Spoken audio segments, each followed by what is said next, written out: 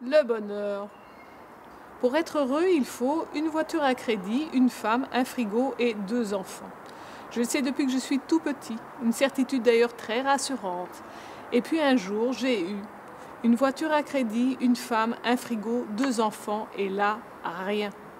Pas l'ombre d'une béatitude, aucune trace de sérénité, rien. On venait d'acheter la voiture à crédit, j'ai regardé ma femme, le frigo, les enfants pour savoir où cela avait merdé. Ma femme peut-être. Il faudra que je vérifie, mais c'est probablement ma femme. J'ai garé la voiture que je venais de laver et je suis rentrée. Pendant tout le repas, cette impression désagréable ne m'a pas quittée comme une désillusion. C'était très déconcertant. Perdue dans mes pensées, je n'étais plus vraiment à table. Ma fille m'en a fait le reproche. À moins que ce soit mes enfants. J'ai du mal à le croire. Après leur départ, je suis montée dans le grenier pour retrouver le cahier vert de mon enfance dans lequel j'avais collé les images du bonheur. Une voiture à crédit, une femme, un frigo et 2 enfants.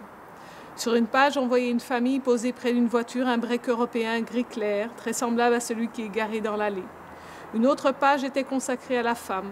Chaque image montrait des visages rayonnants, des corps habillés d'ensemble fonctionnels, pratiques et gais. Pas de sous-vêtements ou de corps dénudés, mais des silhouettes qui respiraient une vie saine et équilibrée, un peu comme celle de ma femme, qui va régulièrement à la piscine. La page suivante était couverte d'appareils ménagers, des frigos principalement, et tout le matériel censé faciliter la vie ménagère. J'ai vérifié, nous les avons tous. Les 2 dernières feuilles montraient les enfants, souvent jeunes, par 2, un garçon et une fille, respirant la santé et l'insouciance, mes enfants, quelques années plus tôt. Au moment où j'allais refermer le cahier, dépité, j'ai remarqué qu'au dos de la dernière feuille, une image de voyage, un paquebot qui s'éloignait du quai. C'est étrange, j'en avais gardé aucun souvenir. Pourtant, cette image s'intégrait parfaitement au bonheur, la voiture, la femme, le frigo, les enfants et le voyage. Me voilà rassurée. Mon inconfort ne venait donc que d'un oubli. Dès le lendemain, j'ai fait le tour des agences de voyage pour dégoter quelque chose dont l'image pourrait correspondre à celle qui était collée dans mon cahier. J'ai choisi un tour des îles grecques en bateau. Départ en avion un vendredi et retour 10 jours plus tard.